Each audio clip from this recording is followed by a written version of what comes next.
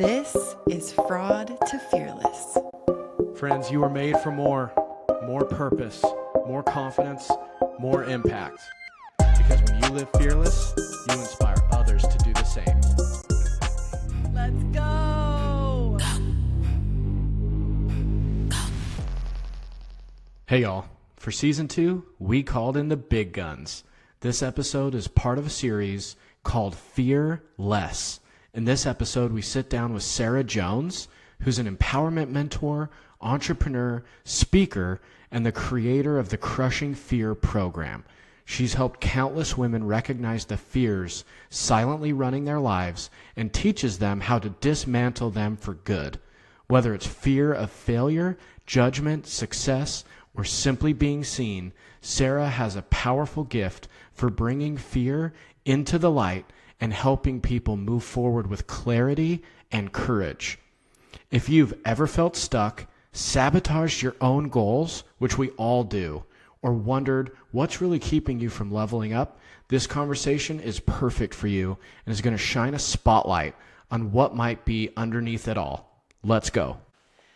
Sarah, we are so happy to have you on our podcast today. We've been looking forward to this episode for so long. So happy to have you here. Thanks. It's great to be here. All right. So, Sarah, I haven't worked with you personally, but I have heard of the work that you do with women. Specifically, I have an amazing mom who's worked with you and has been singing your praises on how much your work has impacted her life, and specifically with fear. So as she's told me some of these things, I've thought, oh my goodness, we've got to get her on the pod, because we're all about trying to figure out how we can live more fearlessly, right? We talk a lot about imposter syndrome. We talk about the struggles that we go through, the things that are holding us back. And so we're excited to dive into your expertise, kind of how you got here, and your story. It's fun. I'm excited to go that route and to talk about and discuss what fear actually is from a standpoint that you're assessing it instead of living in it, right? It's kind of like when you're driving on the road and you come to a red stop sign, you can't assess your anger in that moment when you're at the stoplight, but you can assess it when you're at home of like, okay, why did I get angry that I came up on a red light? So it's fun to actually know that fear is something you can navigate when you're not in it. It can be something you can assess from an outside the box standpoint for yourself based on what you're actually doing. And you're utilizing you as the mirror to define, what am I afraid of? Because you're speaking, you're doing, you're thinking, and you're feeling things all the time that can designate and show you the way of what you're actually afraid of. That's awesome, Sarah. I think I'm really excited about this topic because experiencing fear is probably like drinking water or like breathing oxygen. Like every single human feels fear, feels that emotion. It's such an important part of what we talk about. And we literally have the expert here. So it's a huge part of our name, right? Fraud to Fearless. There's a huge part of this. But I think, Sarah, what's interesting, and I'm really excited to talk about today, is we all know how to breathe oxygen. We all can drink water. Very few people understand fear. So even though everyone experiences it, the knowledge about fear is, we're mostly on an elementary level of recognizing the impact that it has on us, how it works, the different faces of it. So I'm so pumped. So Sarah, before we dive into all that, let's start from at the beginning. Tell us more about your origin story. So you've built a business, you're an empowerment mentor, you teach about, obviously, fear. I imagine, maybe at the beginning when you were thinking about what you wanted to do when you grow up, fear wasn't necessarily the first thing that came up. So tell us, what was your personal journey to get here? Oh, sweet goodness. Divine intervention was my journey to get here. Divine intervention. I actually started my business as an intuitive artist and working with creating. So I have a degree in art. I have a degree in 3D sculpture and extended media. So I sculpt, I weld, I work in the wood shop, right? But I also paint and I create in this intuitive life. And so my business started as an intuitive artist that transitioned into an intuitive mentor. And at that same time, I had just gotten married. We had just had an earthquake in Utah. We had all these things going on that I started recognizing how afraid I was. And I was like, oh my gosh, what's happening? Like, where is all this connected? And I started seeing the correlation as I started to teach about intuition and understanding that intuition is something that we work through with our higher conscious mind. I started delving into what the conscious mind was. And then I started delving into what the subconscious mind was. And all of these understandings kept clicking of, wait a second. This fear, these feelings that I have around an earthquake. Getting married was absolutely wonderful and the most challenging thing I could have experienced personally. I got married when I was in my late 30s for the first time. I had been single my entire adult life up to that point, right? And so dating for 2.5 years, getting married, every routine that I had ever created was just thrown out the window. We were in the middle of a pandemic. It's just, everything happened. And I started feeling, I was so anxious all the time, and I was afraid and triggered all the time. And I was like, something is not clicking in my system. What is going on? So through prayer, through study, through questioning and exploring what I was feeling, I started understanding that I was in this high level of survival, this high level of, oh, wait, I'm scared all the time. Ooh, okay. I am a natural question asker, which I believe is very much the gift that God has given me, that I ask questions. I explore. It's by my nature. As a child, I've done it my whole life. And when I started asking the questions of like, why am I feeling this? Where is this coming from? How is this? And then I started diving into the impacts of where it's coming from of, well, Sarah, you grew up in scarcity. You grew up with neglect. You grew up with abandonment.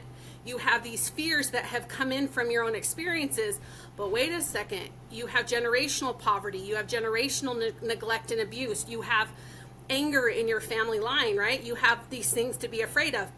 Wait a second. And then because I'm also autistic and have ADHD, I'm really good with pattern recognition. My special interest is human behavior, cause and effect. That is my hyperfixation. So I like seeing you do this, this happens. And because of all of what was happening in me, I started seeing all the dots connecting with what was happening with other people. And I was like, oh my gosh, it's all connected. Fear is this massive monster that none of us recognize. And as soon as I started calling it out in my own life, I felt better. Fancy that. I started not triggering. I started being able to process. I started to feel joy because I wasn't in this high cortisol, this high survival energy. And I was like, my body is actually chilling out. And it's taken time. But I started looking at the small fears, and then we got to the bigger fears, and now I'm working personally through my biggest fears, through the big ones that are kind of like, oh, we don't go to those because those are, we don't even know how to work through those. But by starting small, I was able to build up some endurance to be able to handle and be able to navigate looking for these bigger ones. I'm curious, on your website, you highlight 4 different kinds of fear. So talk to us about that. Is that something, what are those 4 different kinds of fear, and how do those typically show up in people's lives? How did you even discover this? Going back to, you brought something up of like, well, I don't even know to look back generationally. Well, one of the dots I was connecting, I was like, wait a second, this fear isn't even mine. It didn't even start with me. Where did this come from?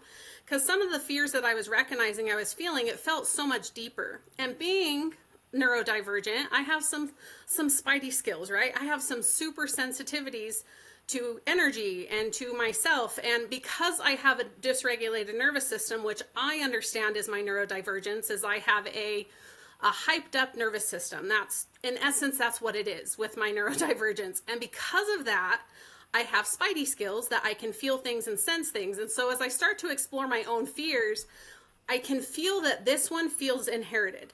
And then I started feeling, I was like, wait a second, this one is from my own experience. I've had this experience. And then another one is like, wait, this is my neighbor's, or I'm feeling it from the place where I'm located, right? And so that's an empath fear. And then there's the biggest fears that are the hardest to recognize are societal fears. These are fears that are ingrained into our societies, right? Being afraid of snakes. As funny as that one sounds, you're like, well, that one's our own experience. No, babies aren't born afraid of snakes.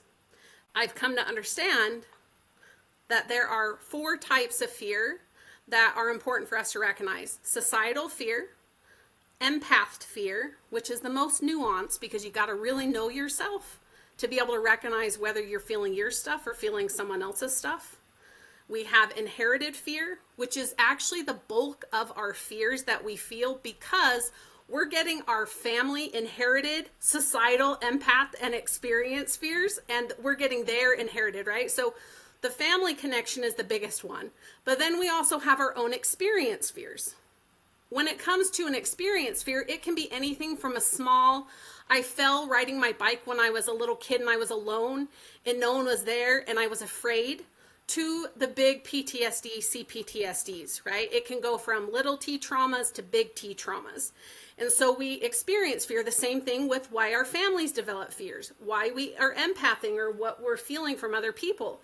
Same thing with societies. We develop them based on fears, based on the consequences of other people.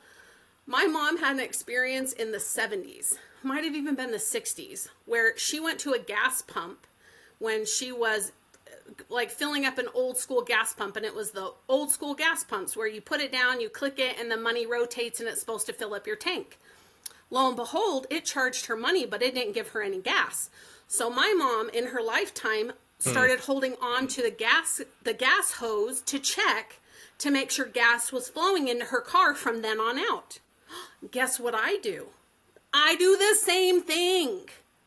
Because my mom taught me when we were learning to pump gas, she taught me to hold on to the hose just in case it didn't pump gas. And those are the type of things that we can inherit from something simple to something much more complicated.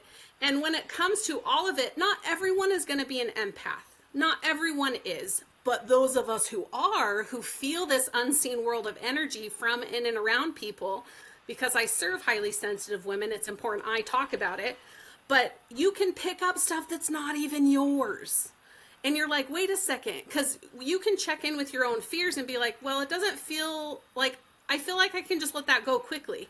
Yeah, you can let things go that aren't yours pretty quickly. Like, you can let that go. But when it's an experience fear, those are usually the hardest to let go of because you can feel it the most. And when you start realizing that fear even comes in and is created in these different ways, you're just like, wait a second, I have power over it. I can question this. I can say, where is this actually coming from? Yeah. And when you start understanding you have power to choose of like, wait a second, I don't want to be afraid of snakes. I don't want to be afraid of people that are different than me. And then you get to make a choice to change. Hey, if you're like me, fear shows up in your life way more than you want to admit. If these fears are holding you back, listen closely. You guys are hearing from Sarah Jones right now. She has a program called Crushing Fear. It's created specifically for women in the Church of Jesus Christ of Latter-day Saints who want clarity, courage, and spiritual grounding. They want to move past fear and do it with God. So Sarah goes through 4 kinds of fear. I've been going through the program. You guys, there are so many meaningful bonuses. The value is insane. This is the best part. The program is normally $394, but you listening get it for $167 when you use the code FEARLESS through our link. That link is in the show notes. It won't work anywhere else. If you feel something inside of you saying, I'm ready to be done with this fear in my life, I'm ready to start moving, this is a beautiful place to start. Trust that feeling. Let's go. Now back to the episode. Wow. That's a great kind of next evolution of the discussion is like we can decide to change. And so I think what's fascinating, Sarah, is I feel like I kind of know what fear is a little bit, but I had no idea there were 4 types, right? And so societal, empath, inherited, which is the bulk of fears, and then experience. I think that framework is just so effective. But that example with the snakes, it's funny that you say that folks that grow up not even where snakes live can be afraid of snakes. And it's like, wait, why? Like, have you ever seen one, you know? Or like sharks. How many people have Yes. never seen a shark in their life, but in the ocean, it's like, whoa, let's not go too deep now. The sharks are going to get me. And they're like swimming in a lake. It makes no sense. But tell us a little bit about that choice for change. In your practice, how do you get people excited or at least open their minds to be willing to look at and examine fear? And how do you help them understand how much it's impacting them and holding them back? It's a really great question.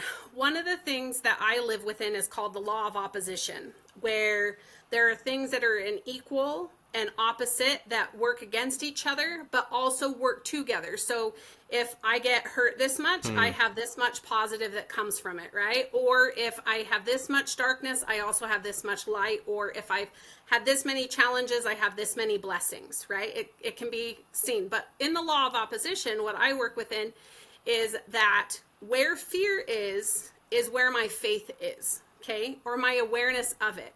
And here's the interesting part is that fear, when people have what they call a faith crisis, or they're just in this moment of life where everything is going to crap, right? This is one of those push points where faith and fear are fighting each other, where you are having to choose, and they cannot coexist together. They cannot live within the same space. So I used to think of it as this horizontal fight, but then I came to realize it's more of a vertical pressure tube. So if we're looking at fear and faith in this 100% pressure tube, our fear and our faith are constantly moving and they're constantly growing. But if my faith is on top and it's at 55% and my fear is at 45%, those are pretty close together, and those are going to create some pressure points that are really uncomfortable. They're going to create some really uncomfortable pressure points, and it feels pressurized. But as soon as you start increasing in faith, guess what? The pressure of faith pushes fear down, and it doesn't feel the same. It doesn't affect you the same. It starts to change things. And so the amount of faith someone has is the amount of fear they can become aware of, is what I'm experiencing. But I feel that there's a nuance, especially with my neurodivergent friends or anyone that is highly sensitive to energy.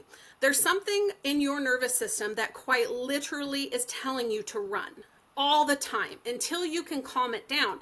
And so you have both biology affecting you, right? You have the nature that's impacting your feelings, but you also have the nurture part of what you've learned or what you're able to make a choice with. And when you're neurodivergent, you actually have to say, whoa. There's something we do that's called catastrophizing. It's pretty common among neurodivergents, whether you're autistic, have ADD, ADHD, or you're bipolar, or it's a pretty common thing that can be something that we do. And that's when you take something really small and you explode it into something in like T-minus 2 seconds to be the most huge, horrible thing. I'm going to use an extreme example, but this one is one that people seem to be, especially women, seem to do.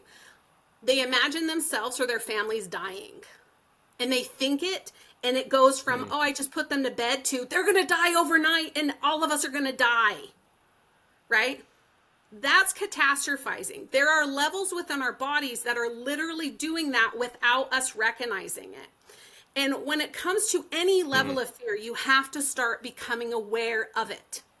And so when you are catastrophizing without checking it, without saying, hey, brain, that's not really going to happen, your system will keep creating those giant fear bombs, right? You're going to keep creating them. But when you have a nervous system that doesn't do that, it's a different concept of being aware, is like, oh, I have to recognize that my fear, it's an avoidance thing. Most people aren't challenging their fears because guess what? It's uncomfortable. It's not a comfortable place to challenge your generational baggage. It's not a comfortable place to be the chain breaker and change it. It's not comfortable to fight against societal norms when everyone else around you is scared of something and you're like, what the freak? I don't want to be afraid of this. Right? It's uncomfortable. And so we tend to be comfortable. Yeah. We like it. And until we can learn that being uncomfortable is comfortable, you're not going to be able to challenge your fears. And when it comes to the women I work with, it is, because of the depth I go with this, the women I work with have to already be at a place where they want to say, what is happening? Why am I stuck? Why can't I move forward? Why are my relationships doing the same thing over and over again? Why is my business? Why can't I get past this financial block? Why am I stuck at 100,000? I want to get up to 200,000. Why am I this? Why am I that? Why can't I get off the ground? Well, it's because you're afraid. And then we have to go find where those blocks are, because they're not easy to find because it's uncomfortable to go explore looking for them.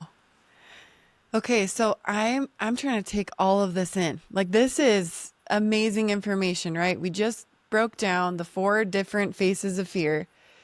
And so in the back of my mind, I'm thinking, okay, how do I even figure out, like, do I sit down and I say, okay, what like societal fears do I have? What inherited fears? What empath? Or do you start from this place of, okay, I'm stuck in this area of my life. Like, this is a thing that has always kept me here or is bothering me. And what you're saying is you can start there and then start to explore. There's got to be some fear here. What is it? Where is it coming from? Yeah. Is So that a think about correct understanding of, like, 100%. So there's a story I heard last year about cows and bison and how they react to rain. Okay. So I have a mantra that I work with clients too, is be the bison, right? So the idea is that when it rains or a thunderstorm is coming, cows will run away from the thunderstorm. They'll run away, thus making them wet longer, because they're going to get stuck in the storm even longer. It's the same thing with feeling other emotions, by the way. But you're getting stuck in this storm. Instead, be the bison, run towards it. Because the sooner you can run towards it, you get out of it.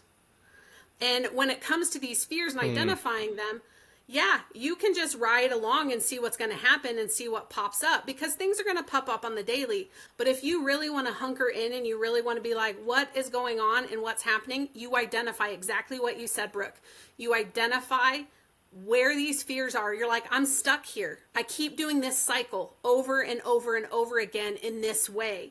But it requires awareness, which I'm going to bring up as one of the biggest, it's the key to opening the door to your fears. I have an acronym that I teach and will emphasize I got it. I'm a Jesus fan, so it's going to be a cry unto the Lord principle is what this is. And it goes, wah, right? It's literally the acronym WHAAAAA. Wah. And it's like, well, what does that mean? For you I to love start it. right? Isn't it fun? Like, God gave it to me like 2 years ago, and I was like, this is the best acronym ever. But to start identifying your fears, to start overcoming challenges, and to enable you to use the strengths you already have, you're crying unto the Lord. You're crying unto God. You are willing. You are evoking humility. You are choosing to be humble enough. And then you start to become aware. Once you start to become aware, you can start to acknowledge.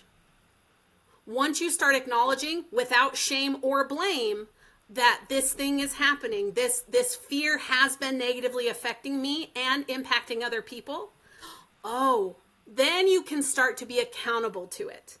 Then you can start the forgiveness process, the repentance process, the changing process. Once you become accountable and say, what role did I play in this, or what role has happened, and even holding other people accountable, which is where forgiveness comes in, is that if something bad has happened that created your fear, you're going to hold on to that fear until you resolve the issue you have with that person. You're going to hold on to it. It is what it is. You cannot let it go. It's like the monkey with their hand in the box, right? You're not getting your hand out of that box until you let go of that thing you're holding on to. You're going to be stuck right where that box is located until you let go of that issue that's in the box. And then once you're being accountable to it, you start to accept it, which acceptance leads to gratitude. Acceptance says, it is what it is. I've learned from it. I'm grateful for it. Even if it sucked, I can still be grateful for the experience that got me where I am today. And then once you're accepting of it, then here is where action comes in. You take action and you change something. You either start doing something or stop doing something. And action is faith, right? Faith is not a sit down and do whatever you want thing. No, faith is literally action. So any little action you're taking, that's faith. Little tiny action, that's you. And remember, faith cancels fear. So even the littlest of actions, every time you take a little action that's a little, even if it's a little uncomfortable and you're not willing to make the big uncomfortable step yet, totally fine. Little tiny bit of a growth at a time, line upon line, here, there, little, there, here, there, here a little, there a little, all okay. You're just doing it a little bit at a time. But some people like taking the big leap. So you do your thing, like you do it. But understand that once you take action, then you're in a new place. You're in a new energy. That fear is gone and you can move forward. And when you understand that that's the principle of like, oh, awareness is key. I don't care if you only get this, please understand that becoming aware of your fears is the key to unlocking them. Period.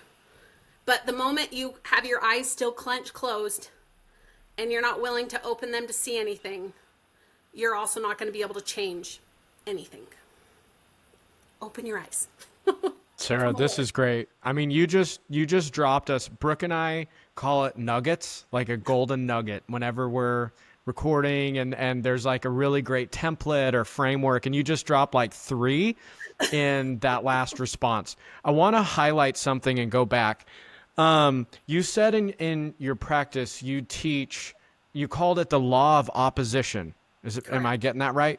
Yep. Yeah.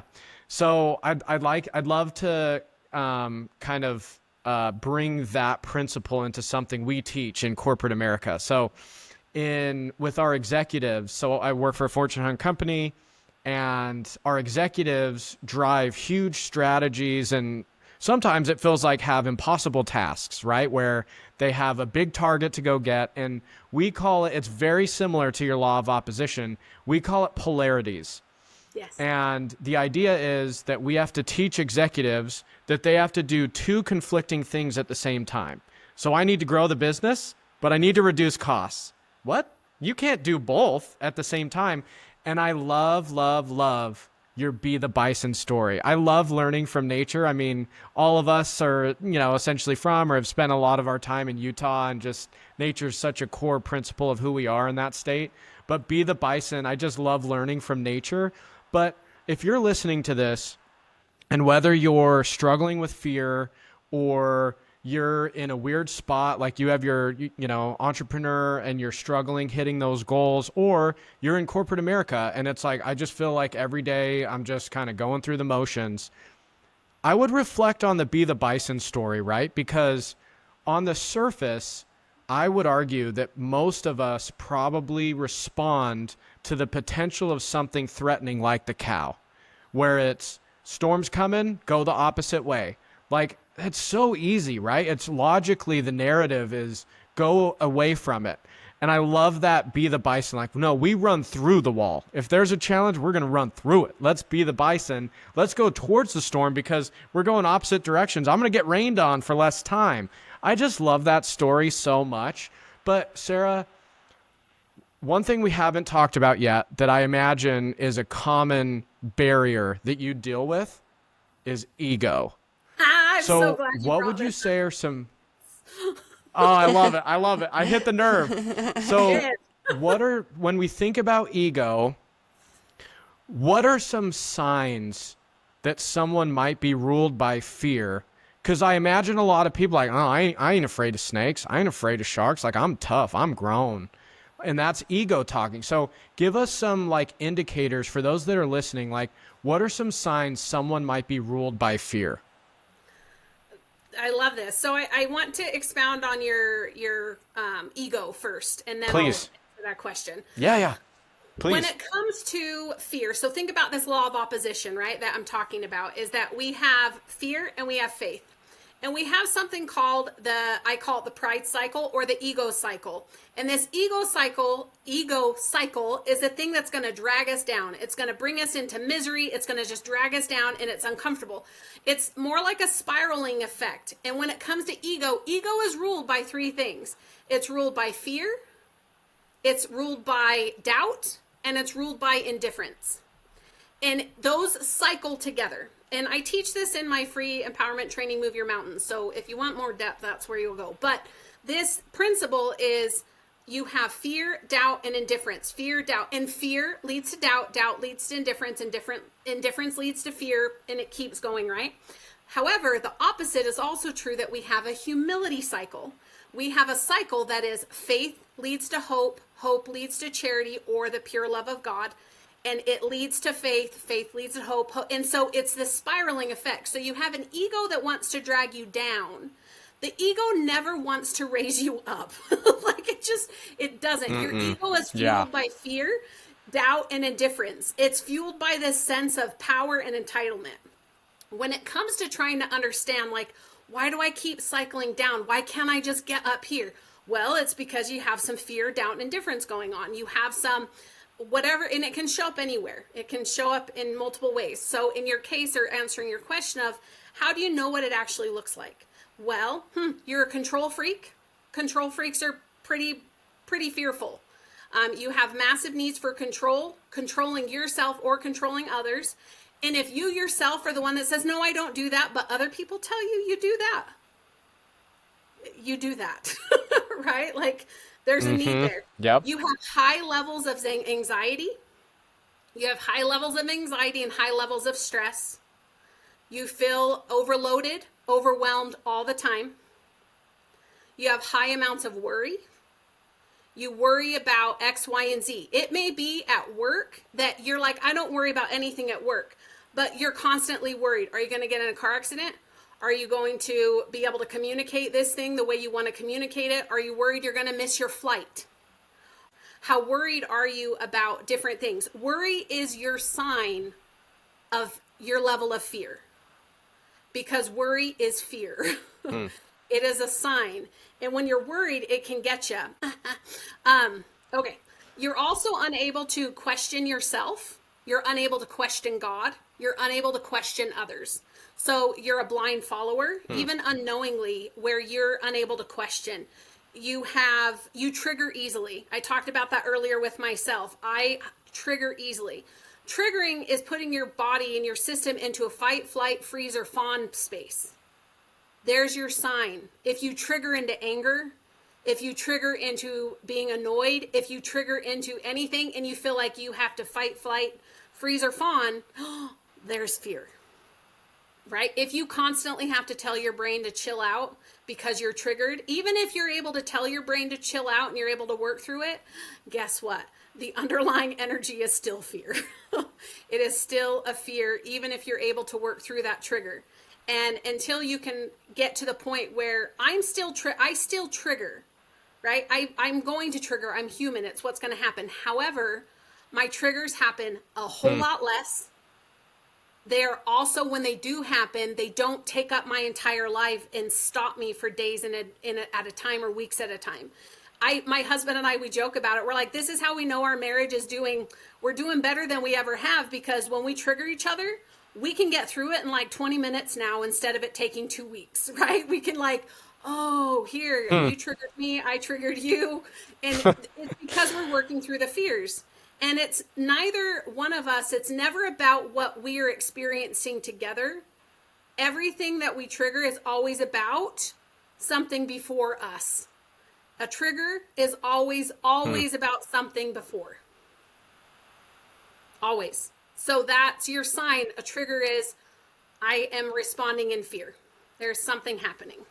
At least that's what I've recognized, as well as using things like high levels of sarcasm. If you're someone who uses high levels of sarcasm, if you're someone who identifies with being an introvert because you don't like speaking in front of people, or you don't like that, those are levels of fear. If you don't like the idea of public speaking, that's a sign that you have a good amount of fear inside of you. Yeah, that's what came to mind. Ooh, I think this like is so 60% of that good. applies to me, Brooke. I don't know about you. No, yeah. I was writing all this stuff down. I'm like, this is so great. You said control. I'm like major planner. Hayden, I feel like you're better at this, but I need to like know what's gonna happen. Like it's hard for me to just go off on the fly. Like I like a good plan. So there's some more to explore there for me. But writing these things down like anxiety, stress, overwhelm, worry, unable to ask questions, if you are triggered, like, oh my goodness, this is the roadmap. I don't know if there's anyone out there, if you honestly think about it and you honestly look at yourself in the mirror, that can say, I don't have any of those. Like, True. but I wouldn't have automatically thought this relates to fear. I could have just thought, oh, I'm stressed because I have way too much stuff. Like, and whatever it is, like, I wouldn't automatically go to fear. So, this is an amazing connection point for me personally because I'm realizing, wow, we can actually look at all these things and say, and then I'm picturing the opposite of this, right? What would my life look like if I didn't have stress? If I wasn't overwhelmed, if I wasn't worried? That actual, like those feelings, those emotions. And what I'm gathering is that I actually can get there, but the path to starting that is to looking at my fears. So you've given me a direction and hope in this, I forget what you called it, the humility cycle, that like if I have faith, like I'm going to work. I know that if I identify this negative emotion or something that I'm experiencing that is tied up in fear, I have hope that I can get through it, then I can start making progress and maybe change what I'm experiencing in all aspects of my life to be something completely different. It's like mind blowing. Absolutely. And to tag on that is that I also, control has been a big, big, big thing for me. It's actually been a hard point in my marriage is that when we first got married, one of the most challenging triggers I experienced is that my husband does not create schedules. He does not. He does not go off of plans. He does not have a timing plan. He does not have a date plan. And when we would travel, it was so challenging because I'm like, when are we getting there? What time is it that we can plan for things? And my husband is so much a go with the flow. Like he trusts and he feels impressions and he follows what he feels God is showing him and telling him to do in those moments. And I was like, stop it. Like stop doing. And it was so hard. And the challenge is that I also felt though, the peace that he felt versus the chaos that I was feeling. And I was like, wait a second. If I want to feel less chaos, I have to also learn to go with the flow and trust God in that flow rather than trying to control it. And then I started realizing just communicate. Learn to communicate that this is what's happening, that this is how you're going to flow. And if you don't see that family, that's okay if it doesn't work with their schedule. And just learn to go with the flow rather than control the situations. And I was like, I am way more comfortable this way. Oh, I like it. But it challenged me to have to learn to communicate because there was fear in hurting people's feelings. There was fear in people looking at me differently or judging that I wasn't doing something. And that's actually one of the biggest things I recognize in the clients I work with as well is our fear of judgment is so great that we don't even know. And this is the part where talking about it is if you were going to start to identify one thing is that what are you afraid of being judged for? So you said, well, let's look at our life. Yeah, look at your current stuff and find your blocks. But if you can't start there because you're not even seeing where your blocks are, start asking, what am I afraid of being judged for? What is stopping me from doing something or just the judgment? Fear of judgment is huge in the human condition. Huge. I'm just like listening to that, Sarah, and I was just about to ask you what are the biggest fear common, what with your clients, what are some of the biggest fears? I imagine fear of judgment has got to be one of the top, right? Because but you're right. Like I'm just reflecting now on what you just said, and it's like I literally this week at work, right? I have I'm not quite as natural presenting in front of people as Brooke. I studied accounting where we didn't present ever. So in grad school, Brooke's like the shining star every time she presented to the class and owned the room. And I had to really go through a journey where it was like, I am really bad at this and I'm going to volunteer to do it every chance I get till I get better. Come on, buddy. Um, but now it's like I'm quite comfortable, talking in large groups, but there's still moments when even if something is like introducing myself in front of like big leaders, it's like I literally just said my name, my role, and like how long I've been with the company. Why was that so nervous? But it's like I'm almost anticipating it. It's like the example you shared of I just put my kid to bed. What if the entire family dies tonight? I go catastrophic. It's like, what if I completely mess up this introduction and everyone's like, oh, Hayden's a scrub. Why is he even here? But so I would love to kind of double click on that. So do you feel, so fear of judgment is one. What are some of the other big fears that you see with your clients? I'm going to blanket this statement for anyone who is highly sensitive, anyone who has a religious connection or has a higher connection where you recognize that there's a greater being involved, right? Where you're involved. And at the same time, this is also a lot of highly sensitive women happen to be entrepreneurs because they don't work in general populations of business, right? So I also tend to work with a lot of entrepreneurs. And these are the things that I recognize are their biggest hangups is not being perfect, as well as the fear of being perfect.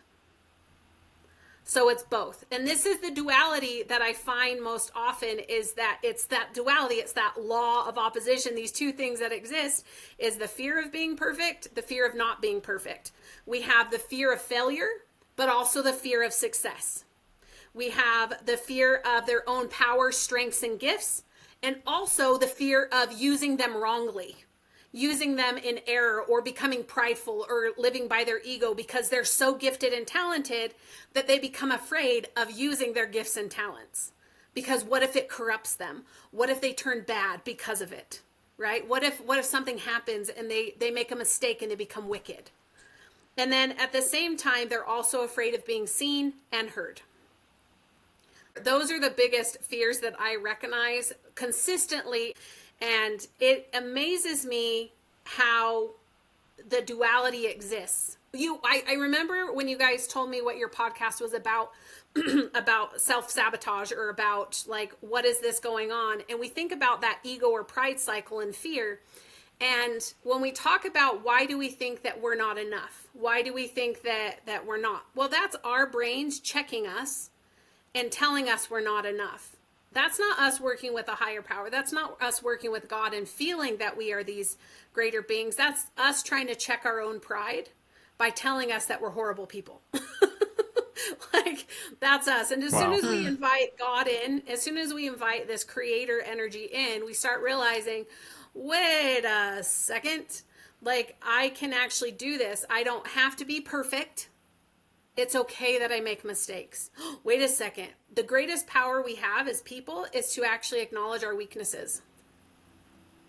When you're afraid of your weaknesses, you're going to be driven by ego. You're going to be driven by pride. If you are afraid of admitting your weaknesses, if you're afraid of exploring your weaknesses, if you're afraid of challenging your weaknesses, you are going to be living by ego and pride. And you will be stuck. If not stuck in one place, you're going to be going down in the success part. You're not going to feel peace. You're not going to feel joy. You're not going to feel excitement. You're just going to feel worry and stressed all the time. So challenge your weaknesses. That's one of my biggest, the fears of teaching people to not be afraid of their weaknesses. Don't be afraid of them, that we all have them. So that fear of judgment of others connects to, but they're going to see my weaknesses. They're going to see that I'm not this perfect person. They're going to see that I can't do this, or that. And they expect that of me. No, they don't. You fear that they expect that of you. You fear that if you tell them you can't do it, that you're not going to be good enough, or that you're not going to be smart enough or gifted enough in that role, or whatever it is you're doing. No, it's you. They're your fears.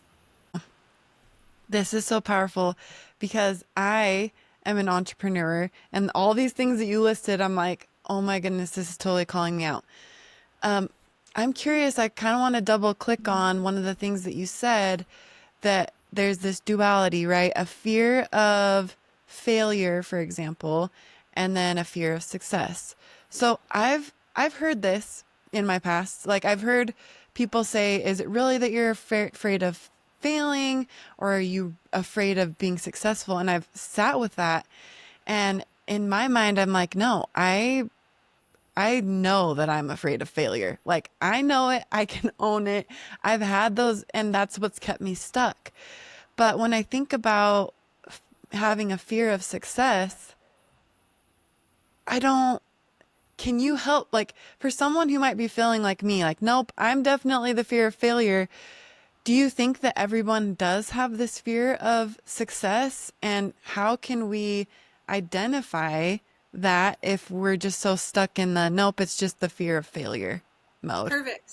So when you are successful, are you afraid of failing? Right? Like if you get to that point of I am successful, but when you are at that point of success, you're then also afraid of failing, then you too are afraid of success. Because you've already put that failure, that fear of failure into your success. And so you have double bonded it, right? You have put it in two places. That fear of failure is here, but it's also in the success that you might have, so making you afraid of success. Because if I get up to the top, or I get up to wherever I'm going, or I'm looking for this financial place, or I'm looking to get here, well, if you're afraid that you're going to fail once you're there, you then have become afraid of success. So until you can find that healthy foundation that you're looking for, of wait a second, I'm on a rock, I'm not on sand, right? You're solid, you're comfortable with whatever happens, because whatever happens, you're okay with. Whether you fall down, whether you lose $1 million, whether your company goes bankrupt, doesn't matter if you're built on that rock, right? If you're built on that faith foundation. But when you're built on a foundation of fear, everything can fall out from underneath you. Everything can fall. And when you're understanding of, well, where do you start? Ask, what is my foundation? Is my foundation sand, or is my foundation rock? Because if your perception of success is built on sand, you will never succeed. But if your foundation and understanding for success is built on that rock, on that faith rather than fear, then oh sweet, you're gonna be okay no matter what happens. Because you recognize that everything that happens is for your good. Everything that happens, whether it's good or bad, you can be grateful for. You can learn from. You can say, hey, this is exploration. This is teaching me, because you're questioning. Right? You see how they're all connected? That by you not questioning what is actually happening, oh, like Hayden asked earlier, like, what does this actually look like?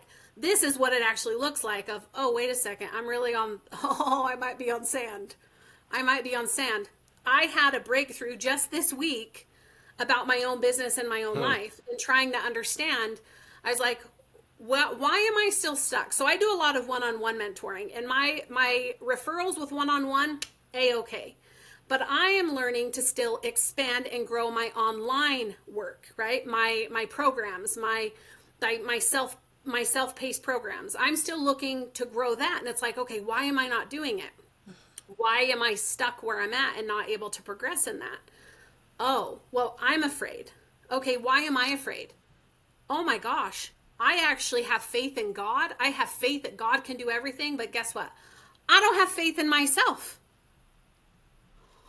Oh, that's kind of important.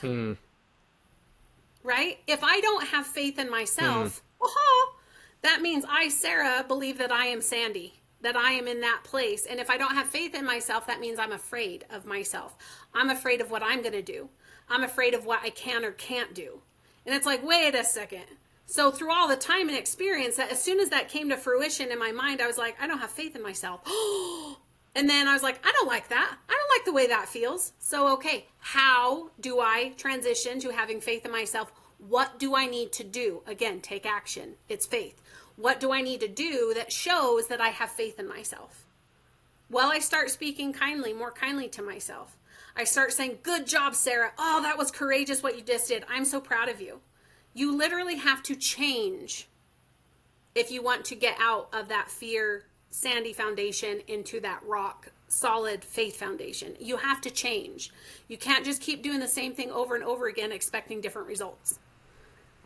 Yes, that's so good. I love that. And I'm so glad that you walked us through this personal example because I think that helps us understand what we can do when we get in these stuck places. And yeah, that differentiation between how do I know if I'm afraid of being successful comes back to that opposite piece. That was such a great light bulb moment for me. And your example, Sarah, is that was such a good template that you just walked us through, where it's like, hey, I've been doing some self-reflection on my business. I crush it with one-on-one referrals. So customers that work with me, they're happy. They would love to refer me, but why am I stuck in the online thing? But I want to come back because I think there's a piece that we can highlight. You had to notice that. Like you had to reflect on the online presence not being as powerful as it was, and then identify that to a fear. And you're the expert. So even you're going to have time struggling to figure out some of the things that you're afraid of. How did you even discover this fear when you were going through this journey of the one-on-one referrals versus the online presence? So I actually have been working with my own mentor. James Wedmore is my business mentor, right? And so last year I was part of his next level business group, and that's more of a more intimate, still large group, but smaller group of business growth and how this works. And so we get more one-on-one times. We had retreats all year. We had all this training and all these amazing things happen. And he is a digital CEO. So his work is specifically helping you get digital content. And because of the awareness of where I'm stuck, because I'm stuck with not getting out what it is and where my fears. So I'm fully aware of I am stuck, right? I am aware of it. And even what Brooke asked earlier of like, is this where you start assessing it? Yes, you start assessing where you're stuck. Where do you keep repeating the same patterns? That's how you can start to understand where to start. And when I started understanding that the meditative process, I am always asking questions. And this concept of having a constant prayer in my mind is me having a constant conversation all day, every day. I'm in this moment of what's happening, where is this coming from, what does this feel like? Again, my neurodivergence connects dots. I was actually just sitting down, I was drawing, I was working on something, and then it like hit me and I was like, oh my gosh, I'm afraid, like I don't have faith in myself. Like it just came. So sometimes I do it when I'm sitting in a moment. Other times I am open to receiving and being aware all the time. My choice has been, don't close off the things that are uncomfortable. All right, God, show them to me. When I'm ready and it's the teaching moment that's right for me, let it come. Let me learn it, whether it's from me, my husband, my family, a stranger, a client. Any moment that you're ready to teach me about my fears or teach me about where my faith is not, I need you to show me that. I was just going to ask you, like, if our listeners are sitting here and they're like, where do we start? Because we've gone through so many good things. Like we've talked about the 4 different faces of fear. We've talked about it. There's not maybe only one beginning point. There could be like where you're feeling stuck or asking yourself, where am I or what am I afraid of? What was the word you said? You said, what is it I'm afraid of being judged for? And then you said this powerful piece of, because I'm sitting here, I'm a checklist person. I'm type A personality. Like, I just like, when I want to get stuff done, I'm like, okay, here's a path. Let's go all in. And sometimes that can feel super overwhelming. Like we've had all this information. So I'm going to ask you in a second, like, one thing, if someone's like, okay, I'm ready to start looking at my fears, what's the first step for me? Like, what should I do? So I'm going to ask you that in a second, but to reference what you just said, you could even start with just staying, your experience of being open. Like it's not even necessarily, I'm going to write down a huge list. I'm going to start exploring like which ones might be societal and which one. Just saying, okay, I'm ready to see things that I haven't looked at before. Like I'm willing to be open that there might be things that are impacting my life that I've never seen before. Just that simple opening of which there might be fear around that too. Like I'm afraid to find out. I'm afraid to know. Just letting down the walls and just saying, okay, whatever comes up in my life, the next things I'm putting on the new glasses, like the new lens of fearlessness, fearing less, and I'm going to see where this goes. So I'm curious if you have any advice to where someone who's like, okay, you've convinced me, I see how it's impacting my life. Where do I begin? What's the first step? So I love that you said that we might even be afraid of exploring this even just a little bit. So I want to invite you to be willing to be willing. Because sometimes just going straight to being willing, our systems will go, I'm not even willing to explore that. But you can go back one more step and open the door by saying, I'm willing to be willing to explore this.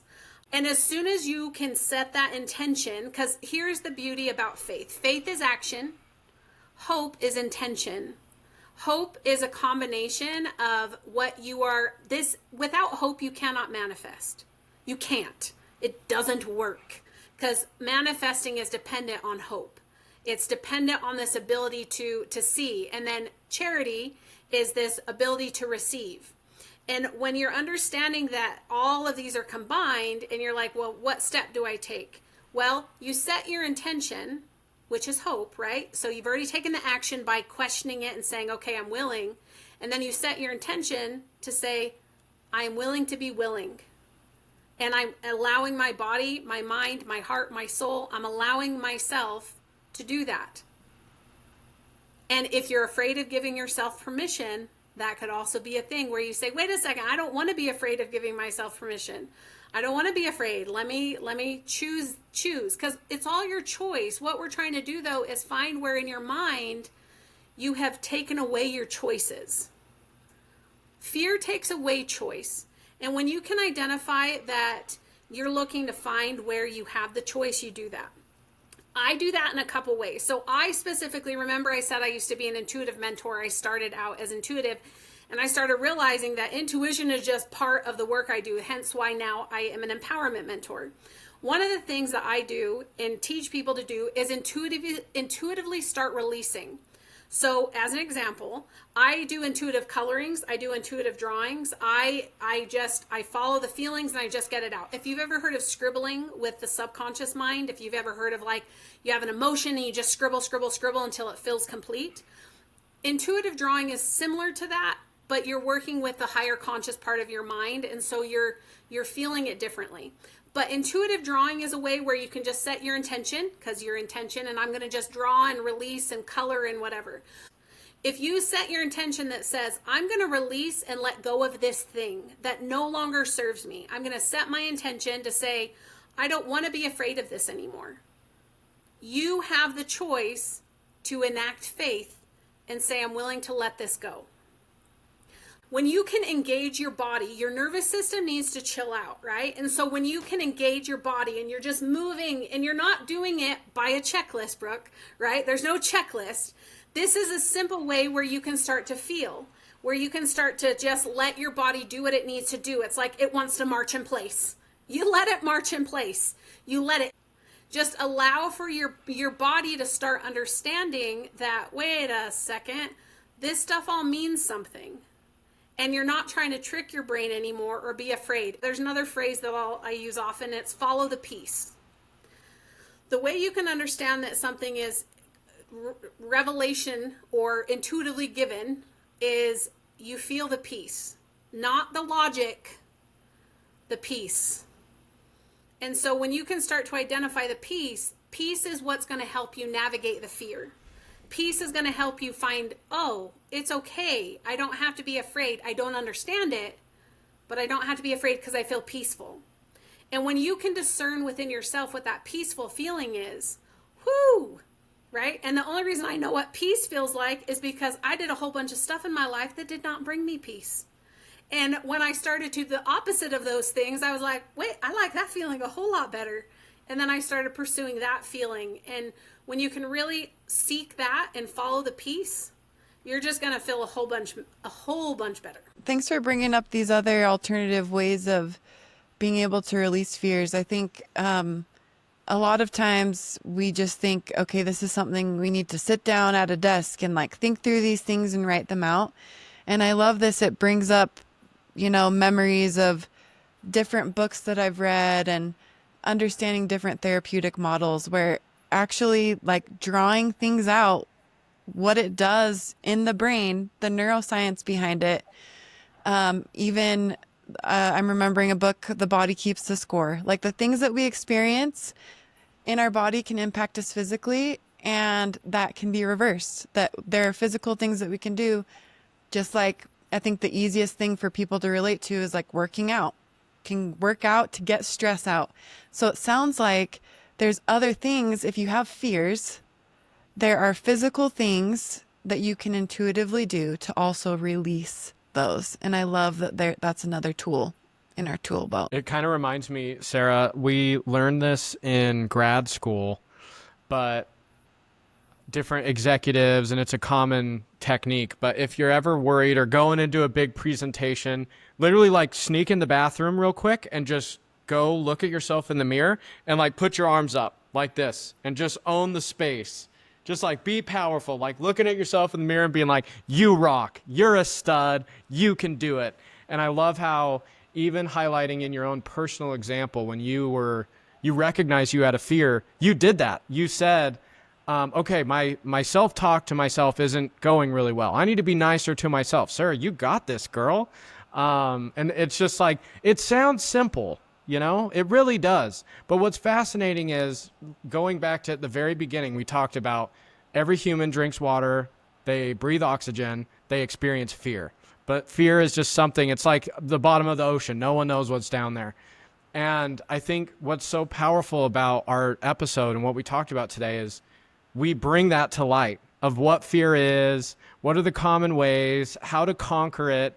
Not just conquer, let's crush fear together. And that's what we talked about, which is so great. We've got one more question for you, Sarah, at the end. But generally every episode we like to do roundtable and everyone kind of go through one big takeaway. So if you have any final thoughts, Sarah, or like a big takeaway from our discussion, we would love to hear what that is. Understanding that you are a safe place. Because what fear is, fear tells us that we're not safe. And when you can understand even that physiological aspect of your nervous system is not feeling safe. But when you yourself can become that safe person, like you explained, going into that boardroom or going to the bathroom and just raising your hands, that's actually putting yourself in a vulnerable place that says, I am safe.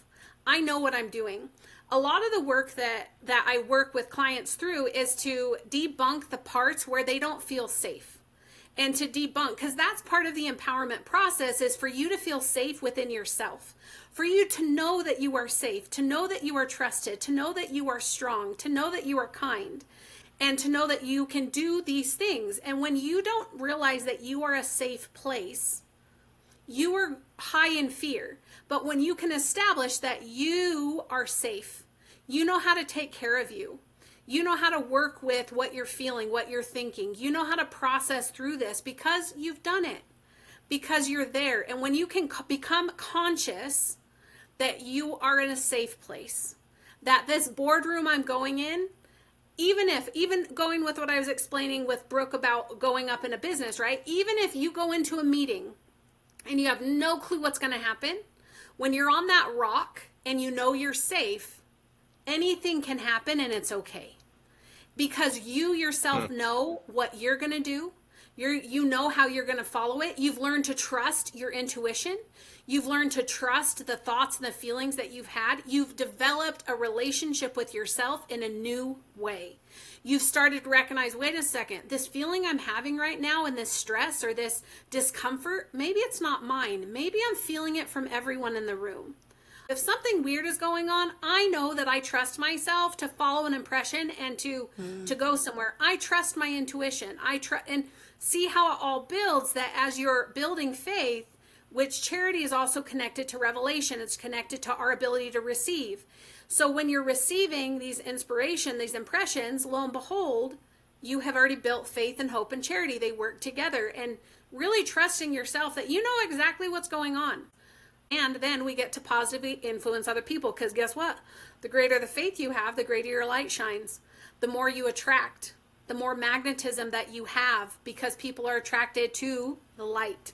They're not attracted to the shadow, they're repelled by it. So those fears that I've had in my business, guess what? I am not attracting people because of my fear. So I have to challenge my fear and seek to increase in light. Kind of going to go a different direction here, but I'd like to highlight you. I think what's been really great about this episode for me is it's been so evident in your answers and commentary here how you practice what you preach. I love how, like, you're giving an example of yourself going through the templates. It's like when you're going through the templates, you're just so locked in. It's just like, you know how this works and how it's interwoven with everything else, because you use this for yourself. You don't just teach people this. You live these tools and these templates. And I also want to highlight your vulnerability and how open you've been. And I love how you've talked throughout this episode about autism and ADHD. And I think the narrative of that can be like, this is a barrier or something that's holding me back. And I love the way that you've talked about that and how it's, no, that's actually a superpower. That helps me. And I just think that I've just really appreciated you being vulnerable, opening up, highlighting that you actually use these tools and like you're applying them in your own life. I just think that's been really great. So thank you for that example. Oh, that's kind. Thank you, Hayden. Yeah, Sarah, this has been amazing. There's so many things that I could pick from just takeaway wise, but for me, I think it was really that identifying, okay, if here are all the things that I'm experiencing, if I have issues with control, if I'm stressed, overwhelmed, here's a place to start. And using life as the greatest teacher, the things that we're experiencing, where we're feeling stuck. With this mindset and with this lens, it literally changes everything, because then you can say, it does make it exciting. It's like, all right, this is where I start. That I'm not stuck forever. It's just telling me exactly where my fears are. And I can figure out how my fears are impacting me. I can be the bison. I can move through. So every hard thing becomes an opportunity. I love how you so beautifully brought that in.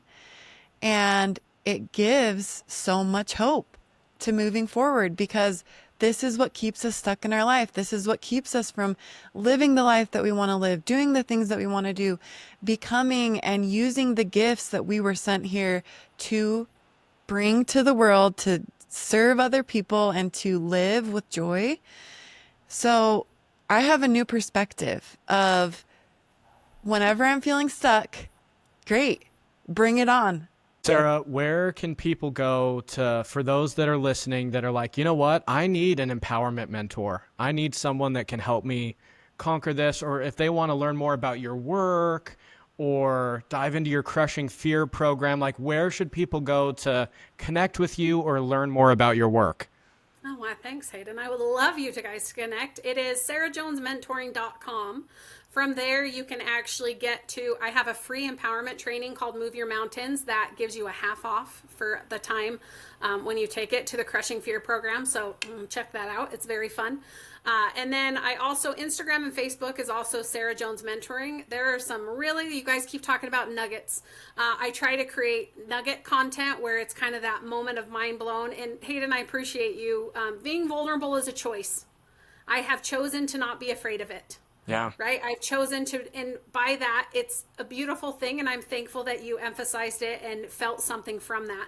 And so when it comes to social media posts, I share a lot more of my vulnerable, my actually lived experiences with business and marriage and life and all the things. And so social media is where you can connect for the fun. But my website, sarahjonesmentoring.com. There's also a fun fact. I have another free thing. It's the Release Fear of Judgment. It's a intuitive coloring class, and it comes with 20 free intuitive coloring pages that I create. So I draw energy. That's one of the things that my gifts have come out. It's a random skill set and not one I ever anticipated being able to do or use, but here we are. Like, here it is. But I draw energy, and so it's there's pages like releasing fear of judgment around divorce, releasing fear of judgment around making money or coming from poverty, or releasing fear of judgment about body size. And there's different release fear of judgments, but it's a free intuitive coloring class. It's like an hour-long class with all those coloring page of PDFs if you want to find if you're a visual learner, it's a very, very healthy way to learn about your intuition as well as getting things out. So those are my things, and those are all on my main page of my website. Awesome. Go follow Sarah Jones, Fraud to Fearless approved. For now, I mean, we've been an hour and a half of crushing fear together, the three of us. Oxygen, water, and fear, the three things everyone does. And we just broke down and brought, some light to fear. So thanks, Sarah, for joining. This has been lovely. For now, y'all, that's the pod.